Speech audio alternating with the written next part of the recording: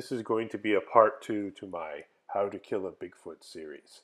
There's a lot of issues that would arise. Some are common sense, some aren't. We're going to take another look at this and go a little bit deeper. So you fancy yourself a monster hunter. You go out into the deep dark woods at night where everything creeps around. Some things known: cougars, bears, wolves, coyotes, bad people, things that can live out in the woods. But then you're into this. You know that there's Bigfoots, you know that there's dogmen, you know that there's wendigos and other things. So you load up your trusty rifle. You go out with a couple buddies and their rifles. Maybe you've got night vision and some of your best human technology out there. And you decide to be heroic. You decide to be, I want to be the big hero here. As illustrated by our president in this picture here, back when presidents were great men and fighters. This is a good representation of what I think people have in their minds. So say it actually goes that way. Say you're able to spend days tracking Bigfoots, you're able to lure them in, you're able to habituate them, you're able to get them on your property, you're able to get them out in the open, and you get one in your sights, nervously shaking, you pull the trigger several times. Bang, bang, bang. It takes the first few bullets. It takes a few more. And eventually it slumps over dead. And you're standing there trembling, adrenaline pumping, shaking as this thing's bleeding out on the ground. Now what? Now what do you do with this thing?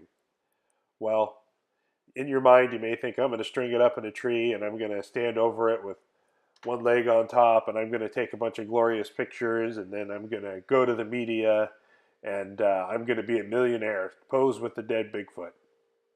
Well, as much as you think that this might be the scenario, this is actually probably the last thing that's going to happen to you.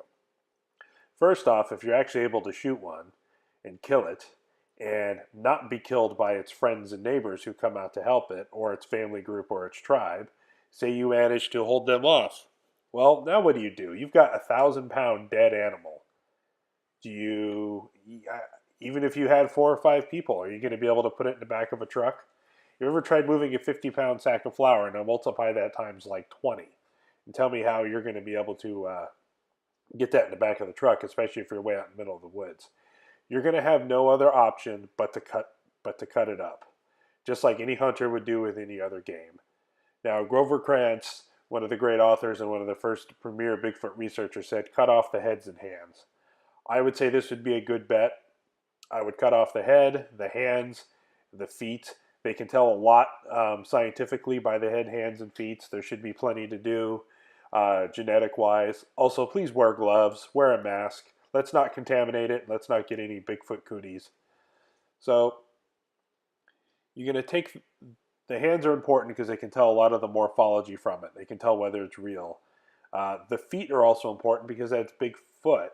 And that's the part that everybody knows and has tracks. And their feet are very different than ours. The way that they leave tracks with the mid-tarsal break, the flexibility of the midfoot is not like a human. The other thing that everybody's going to want to see is the head. Now, I don't know what head this is pictured there. I think it might even be some kind of a sea otter or something. But anyway, just as a representation, you're going to have this gnarly head. You're going to have this feet. You're going to have this hands. And that's going to be way easier to track down.